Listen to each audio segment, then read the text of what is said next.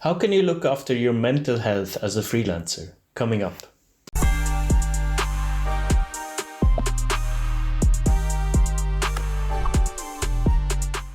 Hello and welcome back to the Freelancers, and welcome to the mental health weeks on the channel. This week's video and next week's video is all going to be about mental health in your mind. How can we get there as a freelancer? How can we keep healthy, not only physically, but also mentally?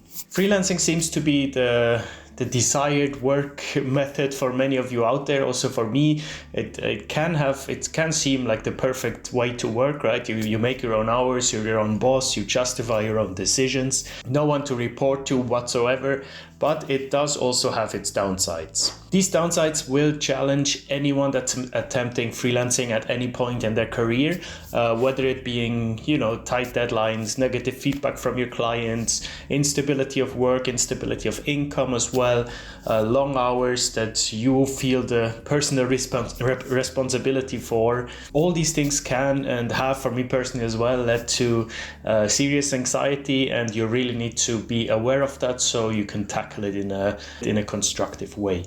So in today's video, I plan on sharing my things that I've learned over the past 5-6 years.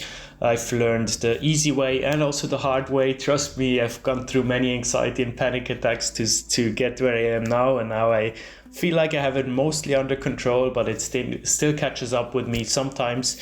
But it is something that I actively work on. It's in my active state of mind. I consciously work on my mental health, and I think that's very important that you do that too if you get serious about freelancing. The number one thing that changed everything for me is my relationship with screens, right? I have my little blue light glasses here. These are not real glasses. They don't look nice. I mean, they really don't look nice, but they're amazing to use if you work long hours on a screen and you don't actually need glasses. They just have normal uncorrected glasses. They just filter out the blue light. It helps with strain headaches. It helps with strain on your eyes, which all are things, or also the strain in your jaw, which all are things that can lead to anxiety, that can lead to you feeling not at ease, and then making, it's always a vicious circle. It starts with little things and then it can evolve into something very serious. We are translators, so we spend most of our working days on screen, right? So it's really important that the time off the screen or off work you don't spend on screen, right? Something that put me away from a lot of screens, like in the evenings or during sports and stuff, because usually people enjoy entertainment on screen as well, right? Next to working.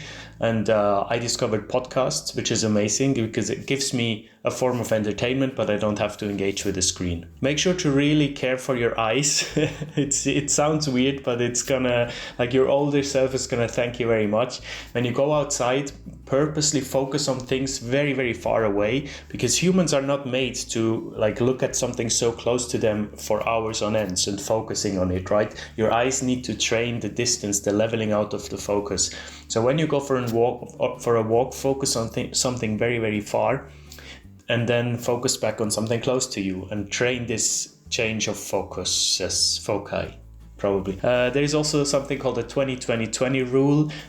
Every 20 minutes in your working day, just look at something 20 meters away. For me, it's this house over there out of the window. So every 20 minutes, of course not every, but I try to remember it every day. I look at this spot there on the house for 20 seconds and then I continue working. That's again with the focus shift. That's very important for your eye health. The next point that changed a lot for me in terms of mental health is my working hours. I started with very irregular working hours. I thought, I'm a freelancer, I can work whenever I want, it doesn't matter, no one tells me when I have to work. This is in a way very good and very smart if you want to do that, and feel free to experiment, right? I met people who want to work in the night and it works for them perfectly well. For me, it didn't work at all. So I figured out that for my mental health, I need to have regular working hours. Now I usually work from 8 to 5, 8 to 6 or something, sometimes 9 to 6. Of course, when I have a deadline at 9 or at 8, it happens that I wake up at 5 or at 6 and I work like until 9 a.m. But then I also give myself a break until 11, for example. Go back to bed or something like this. The key is that you find the working hours that work for you, that you don't feel stressed. And outside of this dedicated period, do not think about work. I know this is almost impossible as a freelancer, but you can train it. One thing that helps for me is not having anything work related or anything social media on my phone. That takes away completely the need to check your emails or check your Slack channels or Discord or whatever you work with. That will do wonders for your ability to relax in the evening. Next point that I can't stress enough is regular exercise, right? Humans are not made to sit at a desk hours on end. We're actually not made to sit at all. Like, sitting is not a posture that is good for us. I don't know who came up with that, but I really advise you, if you can afford it, somehow make sure to install your office in a way that you can both stand and sit, so you can alternate between the two. I still don't do it enough. I need to, especially in the new year, like I haven't found my rhythm yet. Usually I want to like work half a day standing, half a day sitting. I go for regular walks. Whenever I wake up, I immediately go out for a walk. That not only does this gives you kind of a break between waking up and working, right? Because as a freelancer, you don't have a commute to work, so you can just wake up in bed and take the laptop and start immediately. And I don't really like that. I like to have kind of a separation until I start. And this morning walk has really changed a lot in that regard. It wakes you up, especially when it's cold, and you have already like 30-40 minutes of your exercise in before even starting your working day. So then later in the day, you can do the rest. You can go to gym or do football or whatever, and it just takes the stress away of also reduces the anxiety. That's proven that activity reduces anxiety and panic, right? So definitely stay active. Me personally, I try to do sports every day after work. Either I go to gym, I do football, I do tennis, I do running, whatever, just something active.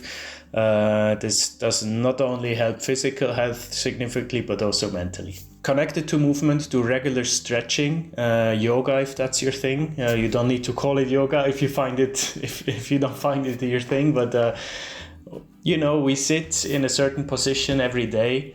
And it's very tough on your neck, on your jaw, on your, like, what is this here? I don't know, this muscle that goes up into the brain. I'm sure you know it because we have a lot of pain here, translators and office workers in general.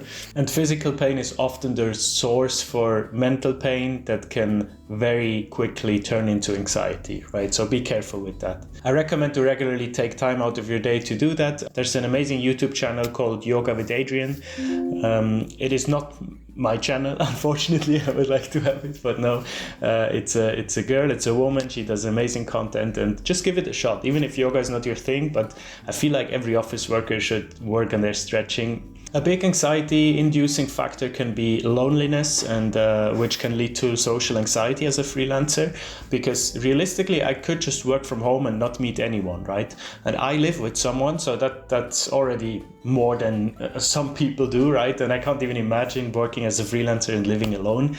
I know many of you do it, and I applaud it, but for me, it would be quite tough, I feel like. And I never know, like, I feel like an introvert, but I'm definitely not an introvert in a way, but it feels like I am. So I'm a weird in between, but I don't like the labels anyways. I do mix a lot. I do organize social events. I do organize meetups and stuff. I arranged my working day in a way that I have either virtual or real contact with people every day. Which is amazing. I do regular Skype calls with either aspiring translators or established ones.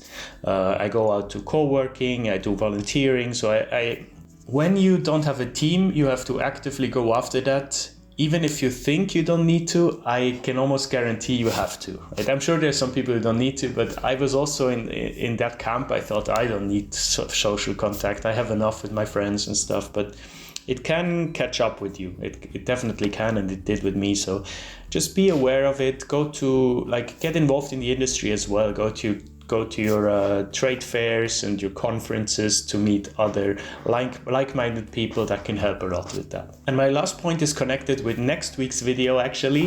It's about meditation. Next week, a small YouTube channel called Amy and Alex, they do amazing meditation content, and I reached out to them if they would like to make one for us as freelancers specifically, and I think we came up with something really cool. So make sure to tune in next week for meditation with freelancers.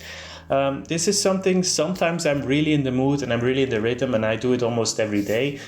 Sometimes I get completely out of the rhythm, but it's okay, you can always come back to it. I don't mean just sitting on a pillow and do the classic meditation. You can do that if that's your thing, but I know that's not the thing of many of you. But there are many different ways of being mindful, right? You can just, when you prepare your food, instead of coming back to the table and eating while you're working or watching something, just focus on your food, right? Do some mindful eating. Really try to taste it, because we often eat meals and we don't even taste anything.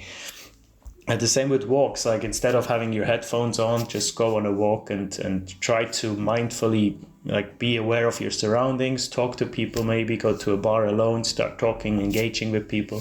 This is a hard part, but I feel like if you find the real practical ways that work for you, it becomes quite easy and it becomes a daily routine. And it helps you to be more calm, to be more empathic towards people, also in arguments. When you try to see other people's side, you're less irritated in general. All things that can come with stress, and stress is the one thing we don't want to have, right? That's not the reason we work on our own. If we wanted stress, let's not get into that. The point of having our own, being our own boss and having our own business is not being stressed. And keep that in mind. Like, it's so much more important than making extremely much money. Because later on in life, what you will have is only your health, right?